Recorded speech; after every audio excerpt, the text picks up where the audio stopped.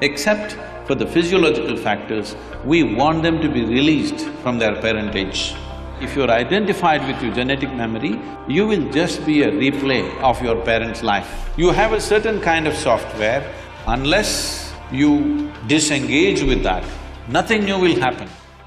What I'm saying is, there is… the potentiality of being human is just this.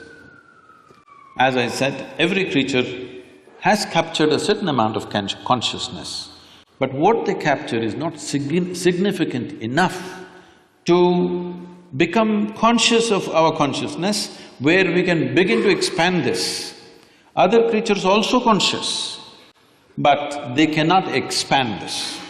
So the reason why an individual human being may feel trapped in their own limited ways is simply because they're super identified with their memory. So one of the first steps in yoga is always this, that you start identifying with your ignorance, never with your knowledge. Because your knowledge, it doesn't matter how vast it is a minuscule in this cosmos. But our ignorance is boundless. Correct. That's right. That's for sure. So to blow the maximum bubble that you want, first and foremost thing is you do not identify with your knowledge. That means you do not identify with your accumulated memory. Accumulated memory on a superficial level may be just what I learned, but on a deeper level, it is my genetics, it is my evolutionary memory, it is all the different dimensions of memory. So one fundamental thing we do, which is something which would be very interesting for doctors like you to study, is we do certain things with people so they become free from their genetic memory as far as possible. Except for the physiological factors, we want them to be released from their parentage. This is the purpose. The entire Eastern cultures were focused on this, now it's all messed up, people have forgotten this. Otherwise, one thing is, we are always seeing how to distance ourselves from the genetic memory, because we saw that if you're identified with your genetic memory, you will just be a replay of your parents' life. You will not be a fresh life. If you want to be a genuinely fresh possibility, you have to distance yourself. There are many types of processes through which we distance ourselves from genetic memory. You must see this, it's so dramatic in the sense, in 24 hours' time, the human being changes completely, the very way they think, feel, understand and perceive life. With some of them, even their facial features will change. Suddenly they look different within 24 hours' time. The change is so dramatic. So what do you do? Like him, I also de-link.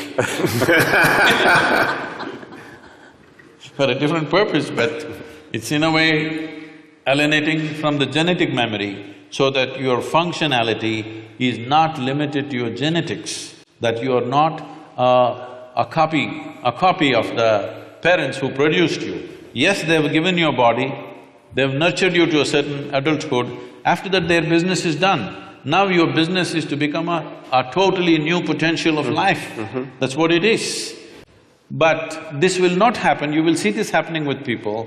When they were 16, 18, they're very rebellious about how they want to be.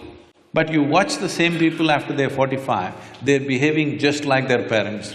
They walk like them, sit like them, talk like them, everything coming back, catching up with them. Because the genetic memory overpowers the initial desire and exuberance of youth. Once it begins to recede, you will see you start behaving just like your parents, because the genetic memory overpowers you.